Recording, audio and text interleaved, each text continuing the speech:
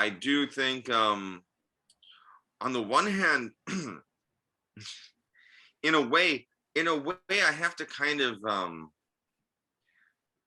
hand it to Russia that Russia doesn't play that demographic card as much. Mhm. Even like the Soviet Union, when they were, expanding their empire, wasn't they didn't play the ethnic, and religious card very much. They're like, you're all Soviets now. You will all now be Soviets. And, you know what I mean? Like, in a way, I think, what I mean, say what you will about the USSR, but they didn't create the kind of ethnic hatred that Western colonialism did. They created a lot of misery, and then they did kill a lot of people, and they ruled with an iron fist, but they didn't like fracture societies. And when they withdrew, that was when the societies all started to break up. I mean, look at Yugoslavia, and like, I mean, like when the iron fist of communism, like the iron fist of Hafiz al-Assad, was very secular.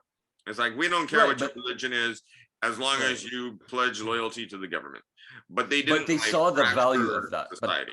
But they saw the value of that. It's not like they stood in the way of that, right? They saw, okay, well, here we are. The Soviets have arrived to the Middle East, and we see that there are these ethnic and religious tensions that have existed and have been played up a lot more by the British and the French. So let's take advantage of that. So, I mean, backing one side over another. I mean, it wasn't as much of a concerted effort to focus on one minority group or another, but they saw it as, I think, who has the strongest chance of just staying in power, and who has maybe the strongest ties to the military, and Yeah, who can but who yeah, can who their can concern push is who can like, push our agenda as much, like yeah, their more. concern is more universal, like state control. That's their Right, and concern. They stability, don't and really like care what, so-called stability.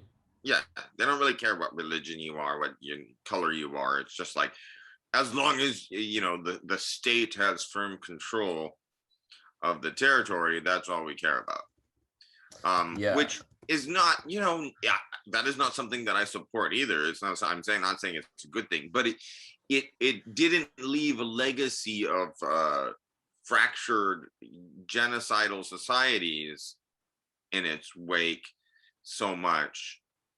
You know what I mean? Like, it didn't create the divisions that British colonialism did No, I between don't think the people that Soviets speak were different able to. I don't think the Soviets were able to go that deep, and as the West did in the Middle East. Like, they were able to provide training and arms, and they gave a lot of support to dictators. They languages. trained their militaries. They trained their intelligence services. I mean, a lot of the most brutal regimes in the region were groomed by the Soviet Union. Oh, But absolutely.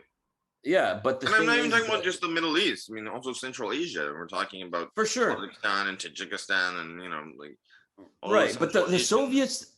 Soviets are like, and the Russians, they do it differently. They go in, they see what is the lay of the land, they assess it, they learn it, and then they see how they can apply their agenda, right? So Yeah, they saw that, okay, the West had been there, they did all these things, they caused all these rifts and whatnot. They weren't going to mess with that. They're like, all right, how can we use this to our advantage, right? And so that's that, and it's ultimately, we don't see Russia playing like a positive role in the region, and to go back, to compare the Russians, the Soviets, and the United States. So if we were talking about like the Arab-Israeli conflict, the United States was a solid backer of Israel.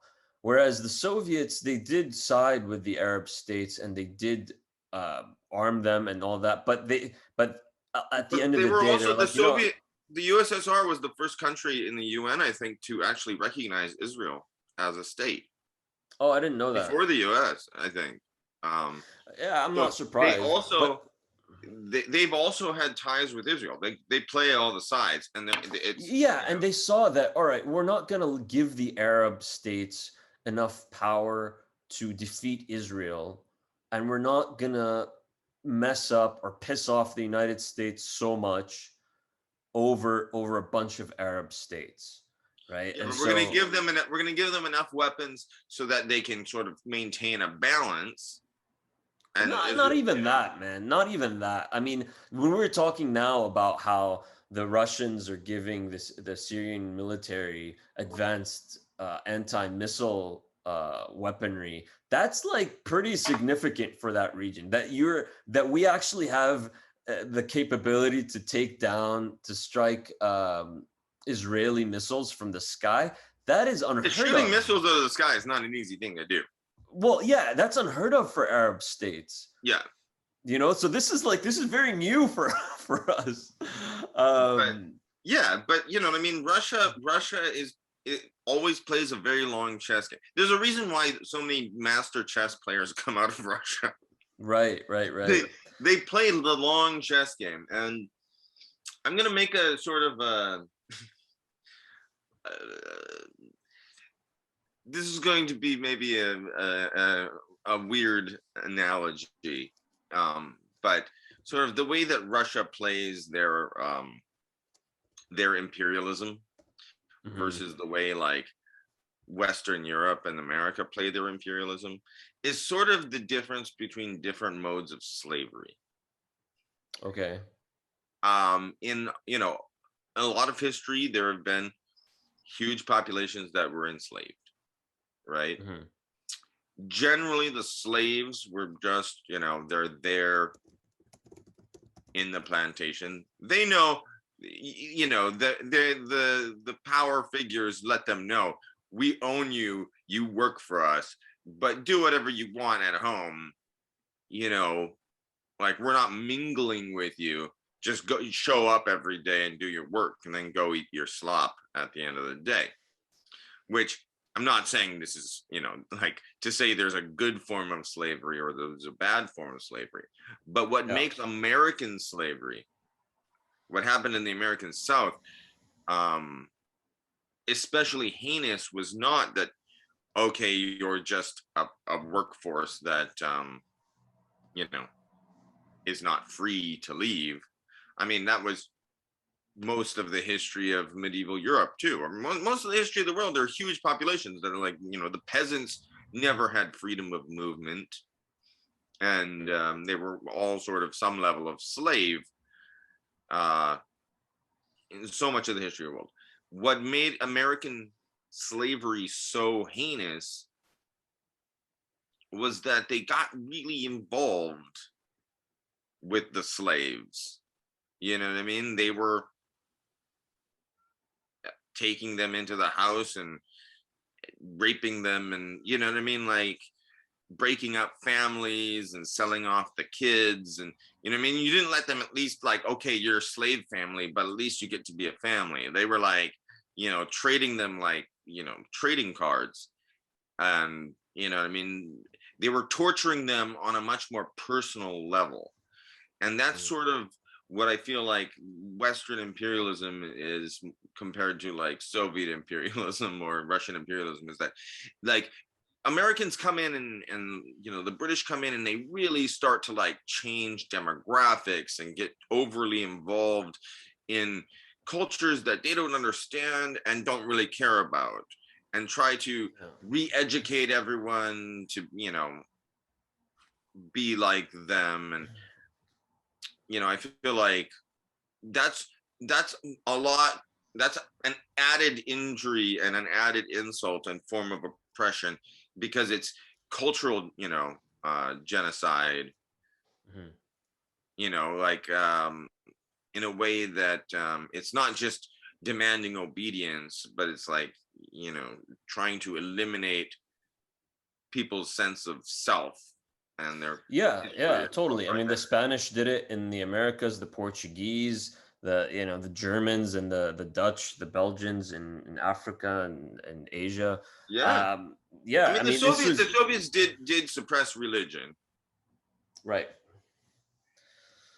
but they didn't suppress language and stuff as quite as much. Like they weren't as culturally domineering, I think. Well, here's the thing about the Soviets and the Russians in general. It's like I think that they're culturally, their view of the world is very different, obviously, than the Western view. And pertaining to whether if we're talking about the Middle East, or if we're talking about Islam, or even if we're talking about uh, the neighboring Muslim territories of Russia back in the day, right, that were eventually subsumed by the Soviet Union. I think that they didn't see them so much as a existential threat. Like I think the Russians, they had their idea of having their own power and culture, and extending that, but at the same time they recognized other cultures and other people for who they wanted to be, right? And so and yeah, that's not to say that there wasn't any oppression towards, especially the Muslim states in southern Russia. A lot of those peoples Sure. fled to the Middle East because of that oppression, but it doesn't go nearly as deep as the Western sort of obsession with Islam and the Middle East. And we can get into also, so with the Western aspect, it's a lot of that goes into Orientalism, looking at that part of the world and saying, hey, I mean, yeah, we want to like take over the world for sure. We want to mess up different cultures, but this place specifically, right? This place is unique. One, because there is an idea of Western identity which is tied to, supposedly tied to Christianity, right? And that the Holy Lands are in that region and and have been controlled by another population who are predominantly of another faith, who at some points were very close to the borders of Europe and could have taken over all of Europe. That is what created this idea of a Europe, of a European identity that never existed before the Muslims were seen as a threat. And so Mhm. fast forward, we talk about, whether we're talking about Muslim Spain or we're talking about the Ottoman Empire on Uh, the it's eastern yeah, side of Europe. the Crusader. It's the Crusader like spirit that hasn't really Yeah, died. it hasn't. It is very much alive, and it is about this. It's almost like a fetish of just it's almost like it's a fetish of messing with that culture and trying to eliminate it and doing anything possible to just exterminate it. I mean, And we see it until this day. I mean, if we're gonna get into Islam versus Christianity as like civilizational warfare, um, there the Islamic world was the dominant civilization for many centuries, Hmm. as compared to Christian Europe, and they were at war a number of times in a number of different locations, and there's something about that, seeing it as a rival, like they don't see Hindus as a rival. They're not No. close enough to be a rival, or Buddhists, Or the Chinese yeah, or whatever, you know, Africans. whatever those religions are and those civilizations are. they're not close enough. But you know, um, Islam is it's close enough. That civilization was close enough to be a rival that and they were at the gate. The Ottomans were at the gates of Vienna, And a uh, very powerful rival that has a lot of and potential. was winning for a while. And it's like but there's another element that is you know I think mostly a 19th century development uh, in Europe, uh, which is uh, like there's a lot of you go to Eastern Europe, you talk to Eastern Europeans or Russians, they have all kinds of racist things to say. They'll talk shit. They're still talking shit on gypsies. Like, come on, that Mhm. is like such a medieval Gypsies like and Jews and Romas and all racism. them.